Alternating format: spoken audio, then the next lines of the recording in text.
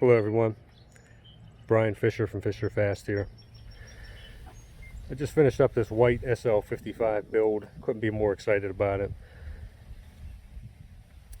This video is just going to be a quick walk around, show you the interior, exterior, talk about a few of the performance modifications done to it and also the maintenance that was done to it. But first I'm going to quit talking, just walk around it, let the car speak for itself.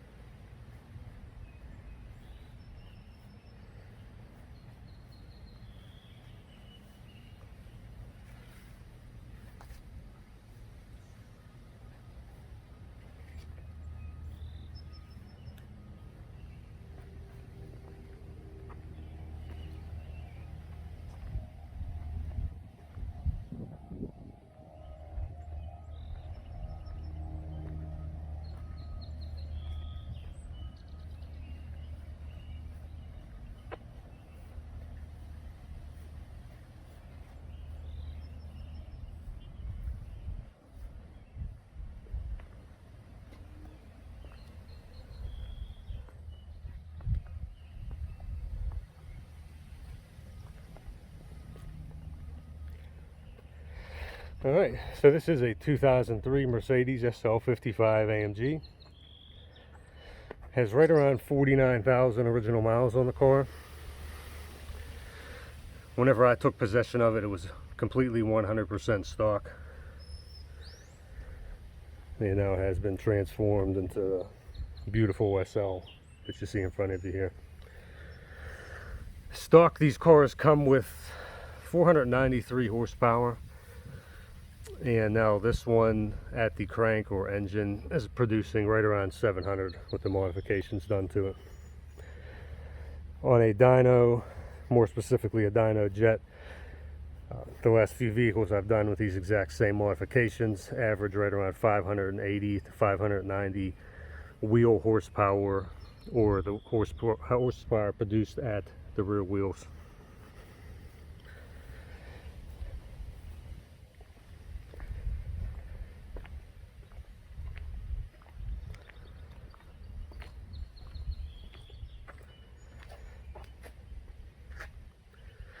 Let's start up front here.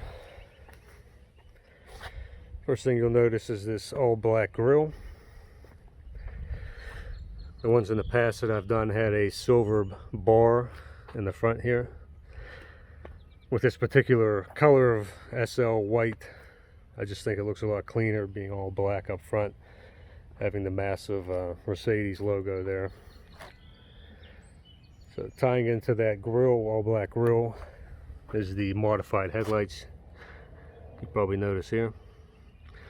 So these headlights were disassembled, completely taken apart, and the inside trim pieces were painted in a semi-metallic black,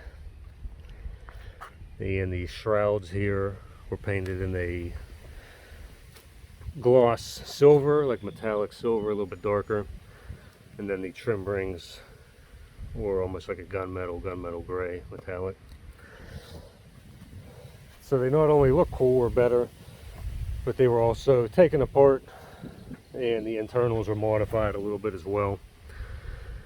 And after those modifications to the headlights, they're about double the brightness or double the lumens of the stock SL headlights. Has a nice sharp cutoff line whenever you're driving from the headlights, and they look really good at night, crisp, clear, much better than the stock lights that the car came with. Moving around to the side,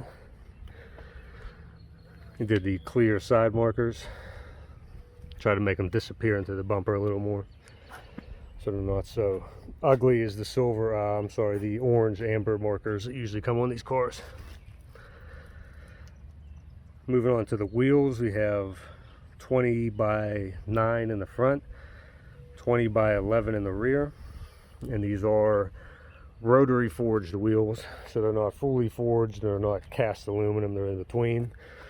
It gives it a nice light weight and strength, but not you know, the $1,000 per wheel type of money that a fully forged wheels cost.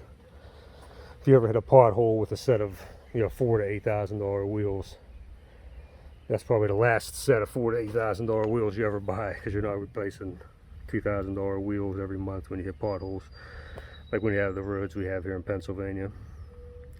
So I'm going to talk about the tire up front. I did a 255 35/20.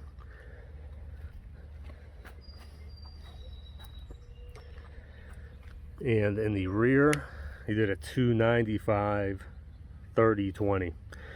This is a small departure from the tire sizes that I usually use, and this is one step up in sidewall height compared to the 275 or 255 30/20 and a 305 25/20.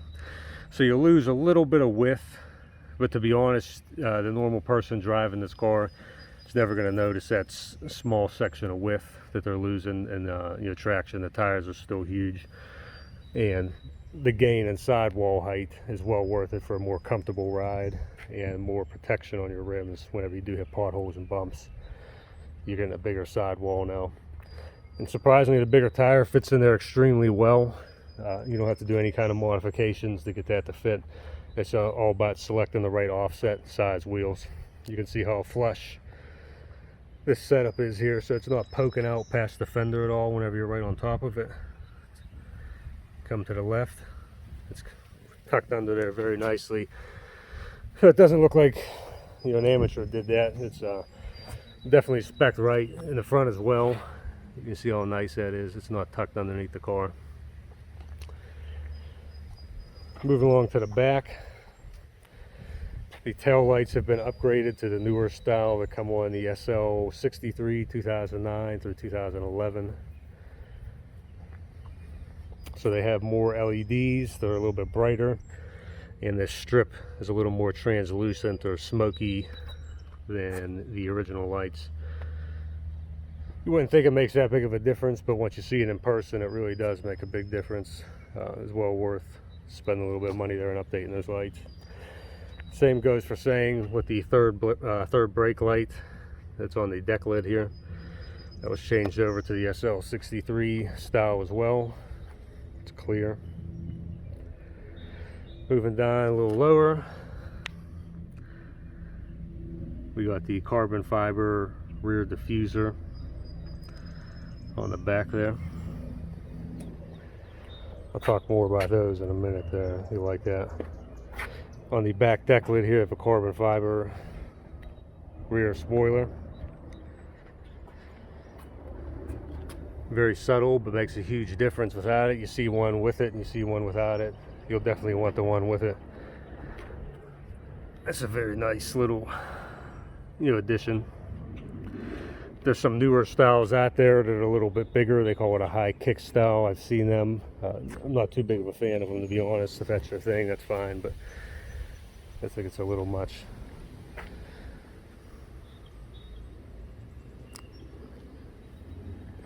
So inside of the wheel well here, you see the calipers. These have been removed from the vehicle, disassembled, and powder coated with a gloss red. Then the decal, AMG decal, was laid on top of that powder coat, and then they were shot with a clear coat of powder coat. So this logo is never going to come off, never going to discolor. It's fully protected from the elements. Much better way to do it than spray painting. If you've ever painted a pair of calipers, you know, they don't last too long. They chip very easily. Brake dust eats away at the paint no matter how good of a job you do. The powder coat's almost indestructible. On the side of the car here, the mirrors were upgraded to the, I believe these came like on an AMG GTR is where I've seen them at. They're on some newer Mercedes too, but that's the one that caught my eye. The shell was carbon fiber. The inside bucket or piece here is a gloss black, and these are LED turn signals here. You can see they're sort of shaped like a claw now. On the original ones, it was just a light bar that went across. So these look a lot more modern and give a little bit more of an exotic look to it.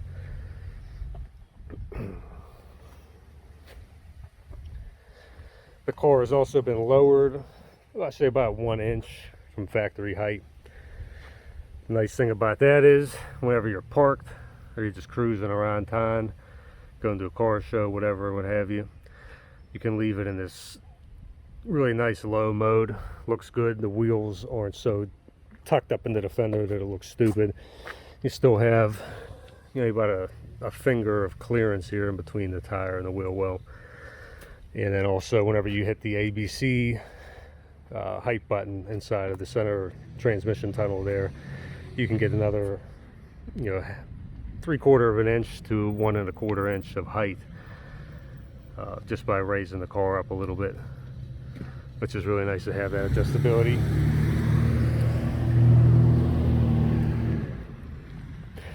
So that's pretty much it on the outside as far as visual stuff. I'm going to take you on the inside now. I can't hide how much I love this color though in this car. I mean, you see so many silver, black, which I do love the silver car as well, but there's something about a white SL that's, you know, it just gets me. While I was talking about that, I forgot about this emblem badge. This has been updated as well to a newer style, and it's also a chrome and black now instead of the blue and silver, which obviously matches the theme that this car has going for it. Let's jump inside here.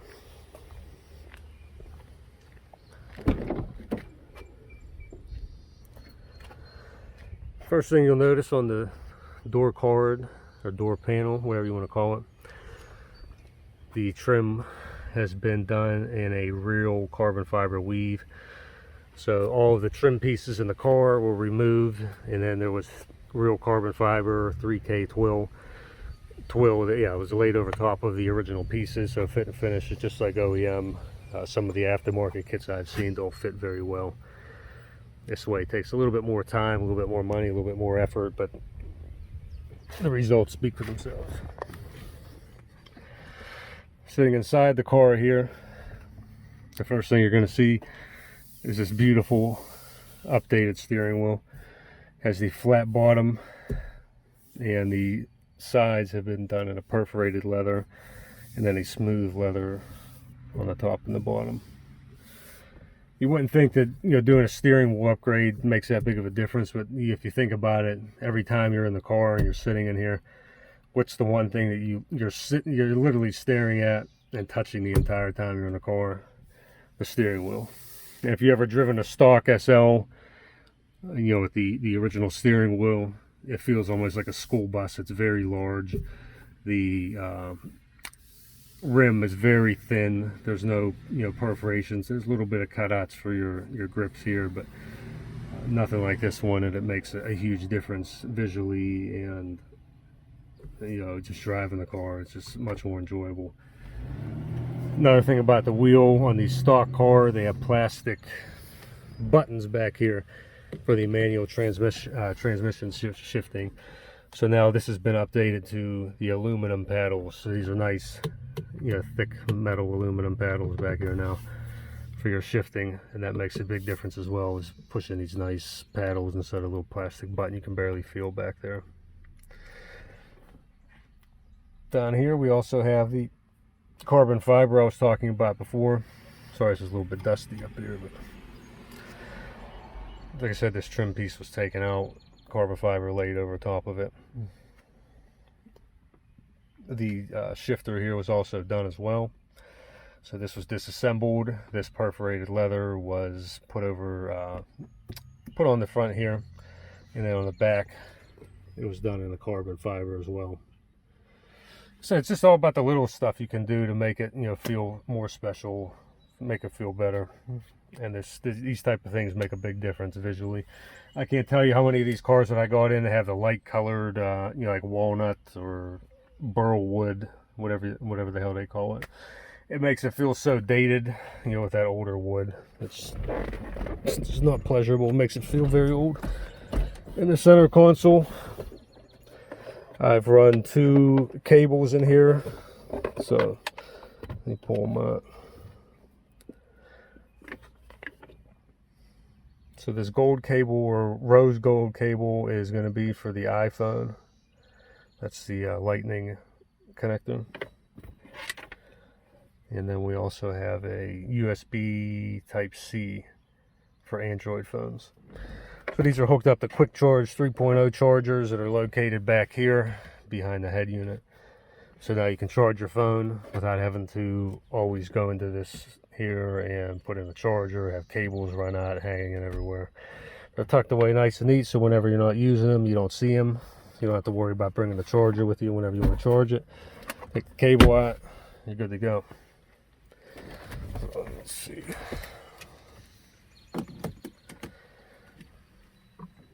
Go ahead and get it started up.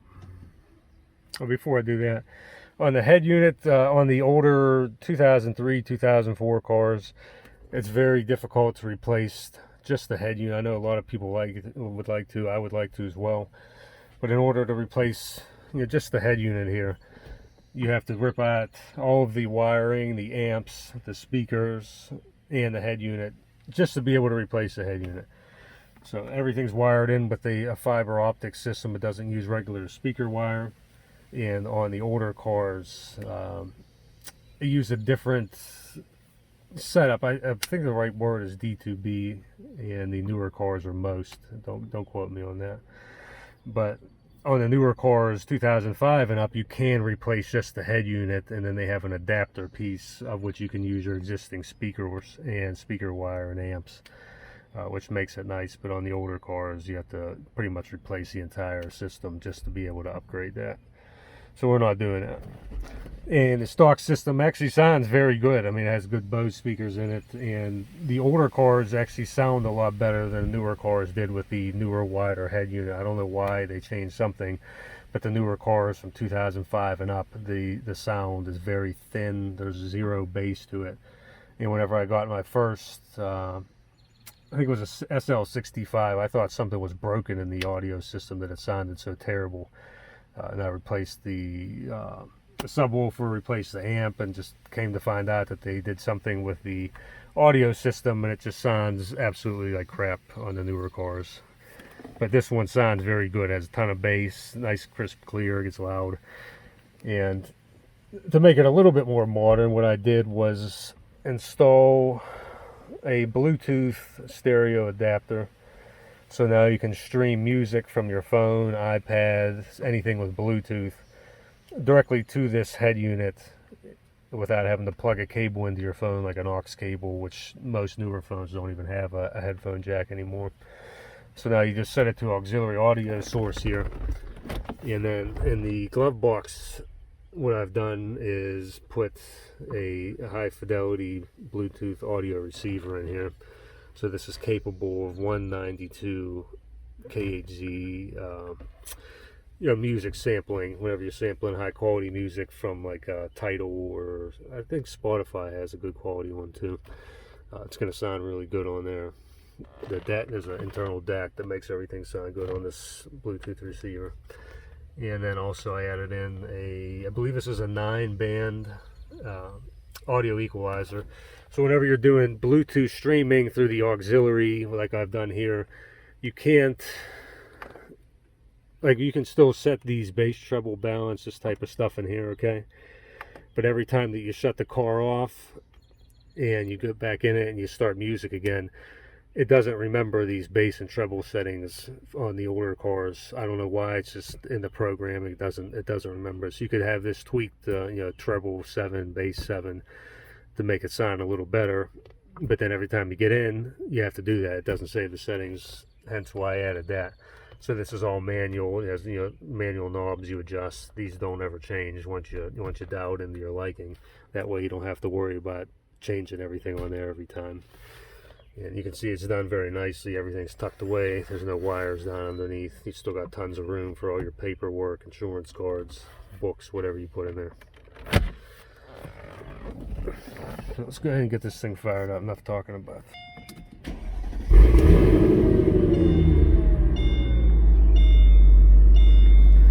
It fires right up.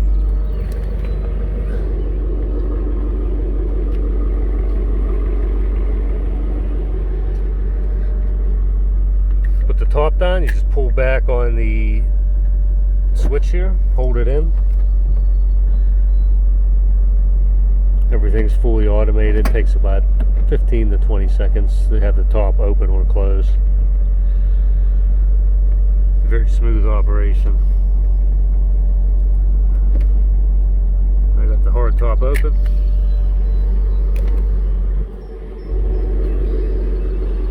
The condition of the interior of this car is really good. Hardly any wear at all on the seats. So I do a full detail on the interior exterior whenever I'm done with these cars. So the leather was completely clean with Zano leather conditioner, leather cleaner, conditioner. Stuff smells like an expensive handbag. If you've ever been to like a Coach store or something that has, you know, expensive bags, stuff smells really good. I highly recommend it. Same thing over here. You got the carbon fiber trim on the door panel as well. Same thing. So on this seat, you can see it looks just as good as the driver's seat, if not better. Probably less time traveled in the passenger seat. This is something cool. A lot of SL owners might not know that I've never knew until recently, honestly, as well. That if you pull back the seat here, it has these buckles that look almost like a seat, you know, a seat belt. You may think they're just for decoration. But actually, if you're doing a small road trip and you have a small, like a carry-on bag or, you know, duffel bag or something, and you run out of room in the trunk, you can set it on the tray or, you know, ledge back here, and then you just unbuckle the seat belt here, and you can buckle it in down at the bottom here. So now you have somewhere else to put more luggage, more boxes, whatever the hell you may be putting in here, and it's strapped on nice and secure. To take out, you just pull up, goes right back into place.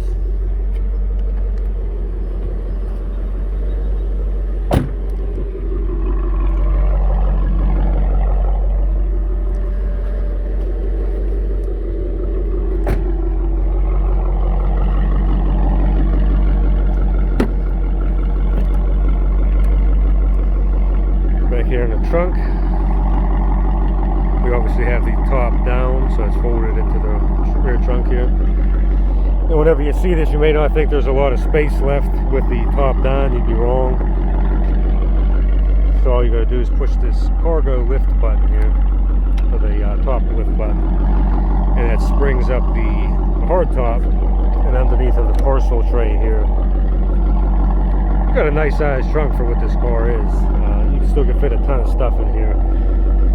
And not only that, but underneath of this, you also have another spot for more luggage, or if you want to keep something concealed from someone, you have another spot to put stuff underneath of this tray here.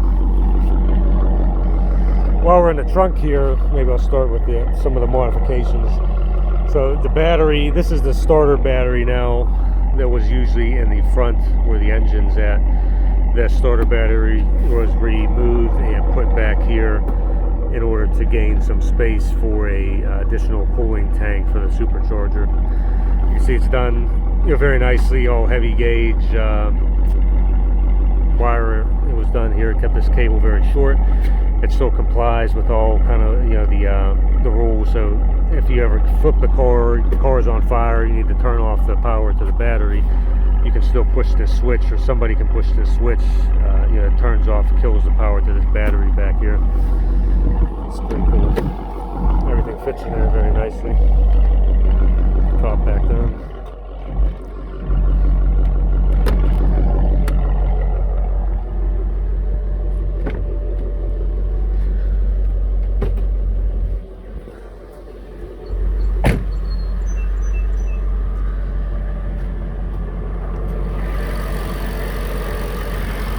Another thing with the SLs, if you ever work on them a lot, this is really something nice that you may not know about.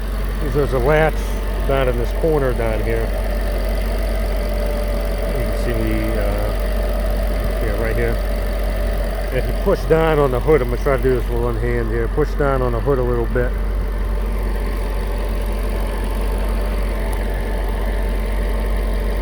and then pulling this latch towards yourself, you get a full, almost very close to 90 degrees on that hood there, and it makes working on these cars a lot nicer instead of being hunched over underneath the hood all the time. That's something else to keep in mind.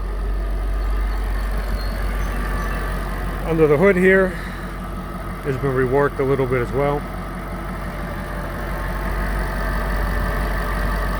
So the valve covers and the surge tanks for the supercharger were pulled off, cleaned, and also powder coated in the same gloss red as the brake calipers were. So everything matches there. It looks nice. There's a good appearance to it. And then the intake system here was done in 3-inch carbon fiber tubing. So that's a full 3 inches left to right into an 82 millimeter throttle body, which is a lot bigger than the standard 74 mil that comes on the earlier SLs as well. In 2007, 2008, it was upgraded to an 80 millimeter by Mercedes throttle body. So the newer cars actually have a little bit bigger one, but this is 82 millimeter, which is still bigger. So the intake sounds really cool. You get a lot of supercharger whine. If you go back and watch a couple of the exhaust videos I did, you can really hear the supercharger singing and that, you know, whine that you get from it, which you won't get on a stock car. And that's mainly due because you're removing all the restrictions that come in the stock intake tubing. Stock intake tubing has a lot of ridges and flexibility to it to be able to bend and move, and this one's, you know, rigid, so you can take away those you know, the flexibility of the ridges in that stock tube, and that type of stuff deadens sound. Okay, whenever you have a nice straight tube with nothing obstructing it, or, you know, any kind of cutouts inside the tube, you get all the sound from that engine coming through them then. And up front you have the air filters for the car that are actually tucked away behind the front grille here. You might be able to see a little bit through there.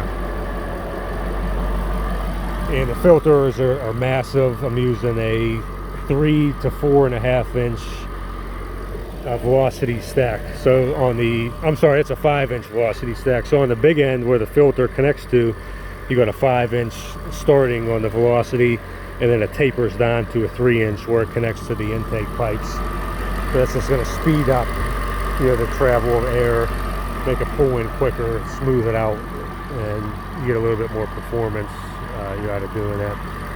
Like I said, the filters are massive. They're rated for somewhere around 1200 CFM per filter.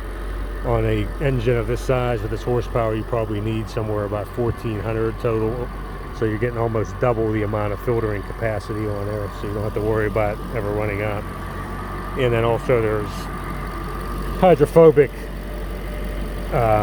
socks on top of these air filters here, so you don't have to worry about rain hitting them. You know, you're not going to suck in any water. In order to really damage this car or do anything to it with the filters out front, you're going to have to submerge those filters in water. I mean, if you're driving through a puddle that's, you know, 2.5 feet tall, you're not going to have any problem. But if you're driving through a puddle that deep, you got other problems to worry about than that. So up front we have a 72 millimeter clutch pulley, clutch just like the stock setup. So it releases when the supercharger is not being used, so it keeps intake temperatures down, keeps gas consumption down. And then whenever you hammer the throttle or get into the throttle, the supercharger engages via way magnetic clamping and spins the supercharger up. So you got a brand new belt on there. Up front we got a supercharger belt wrap kit, which adds an additional idler pulley right here and gives you more tension on the belt instead of coming straight down. So now you have more grip whenever you're running more boost or PSI. And this car is making about 15 to 15.5 PSI of boost now compared to a stock 9 or 10 pounds of boost. There's quite a big difference. This is the coolant tank for the supercharger that I was speaking about prior.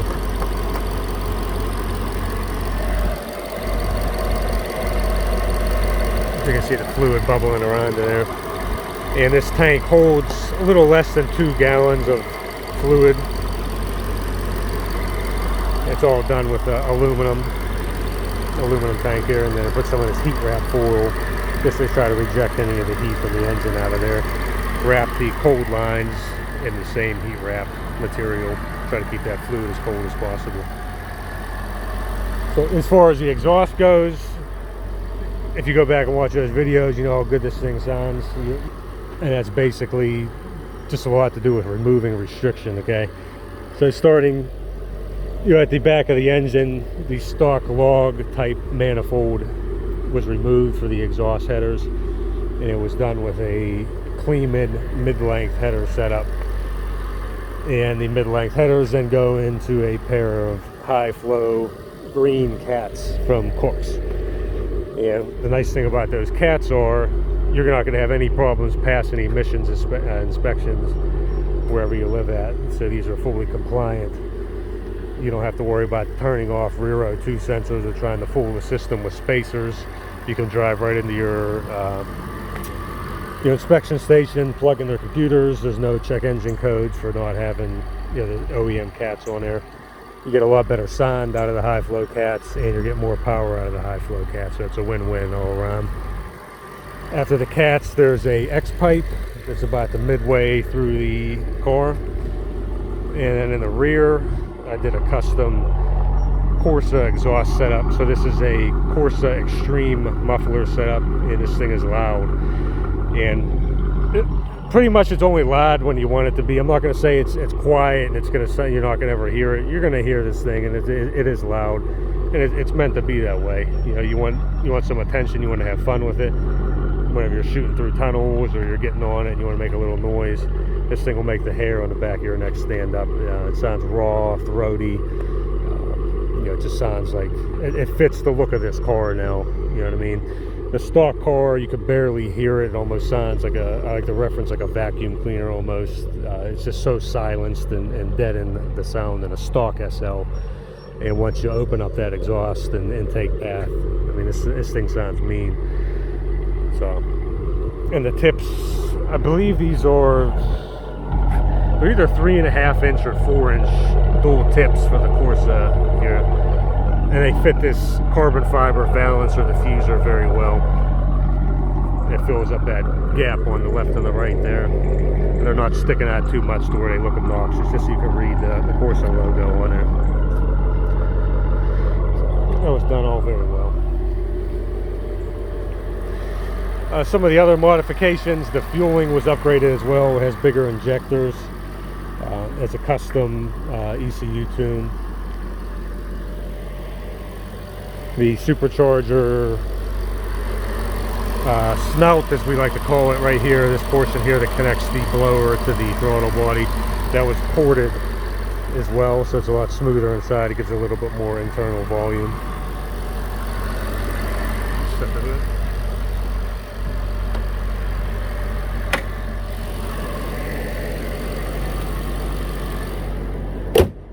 As far as maintenance goes on this car, there was a ton of stuff done to it.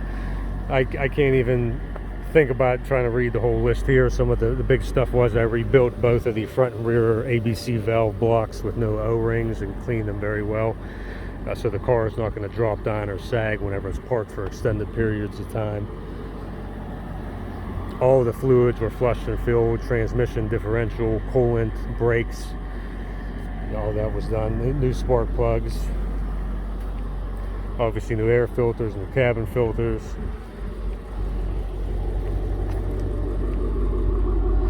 Supercharger tensioner, all kind of pulleys. I'm trying to think off the top of my head. There's a laundry list of stuff that was done here.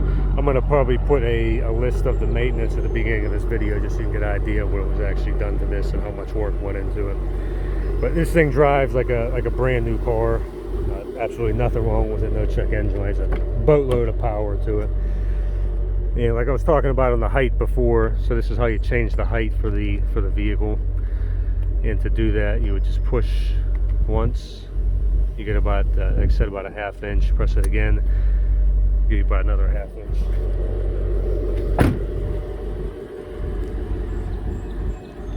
And then we come back and take a look at it. You can see it gains a nice amount of height. So when you're on the highway or going over some bumpy roads, speed bumps, whatever, you're going to have a nice, even more comfortable ride than you did before. So it's nice to have that adjustability right in the cockpit here. to be able to do so.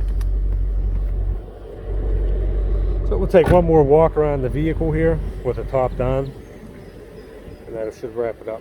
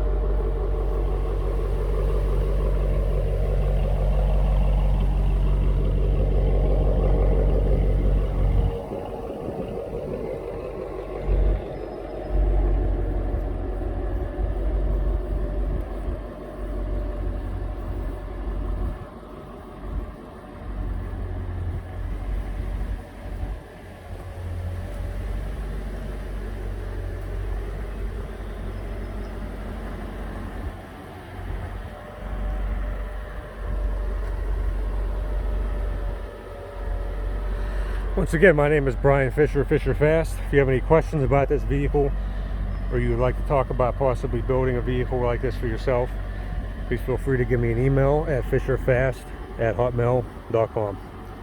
Thanks for watching. Have a great day.